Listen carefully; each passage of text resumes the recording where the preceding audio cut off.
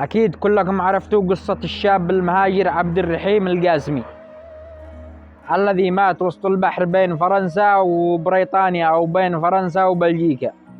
الله يرحمه. قصة توجع القلب وتفلع، أقسم بالله أني تقهر القلب بما تعني الكلمة.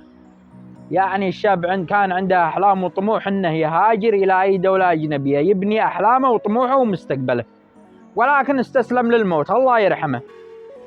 طبعا عانى في السفر، واقسم بالله انه عانى في السفر. دخل من اليمن للاردن، ومن الاردن على تركيا، ومن على تركيا على اليونان، وبعد اليونان الى فرنسا، وبعد فرنسا الى بلجيكا وبريطانيا. يعني معانا في السفر، واخر شيء يموت. والله قصة اقسم بالله تقهر القلب بما تعني الكلمة. فالذي اشتي اوجهه لك يا ابن بلدي، يا ابو يمن، الذي اشتي اوصله لك انه لا تسافر الا مع شخص تعرفه، ابن بلدك. سافر مع شخص من جنسيتك يعرف طباعك وتعرف طباعه، يمني اليمني يشفق عليك وتشفق عليه. اما تروح تسافر لي مع واحد اردني ولا فلسطيني ولا سوري، ليش؟ الاول والاخير والله لا يبيعك.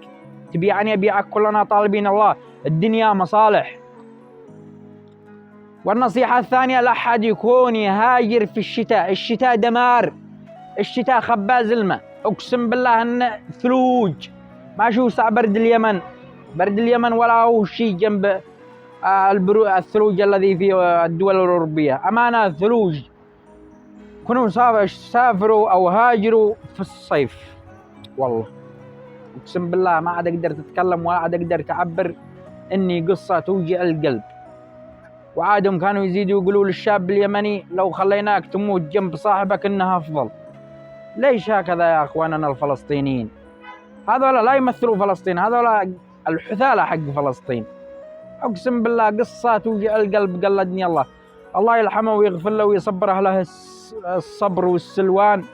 وادعوا له بالرحمة يا أخوان، ادعوا له. والله ما عاد دريت ويش أقول.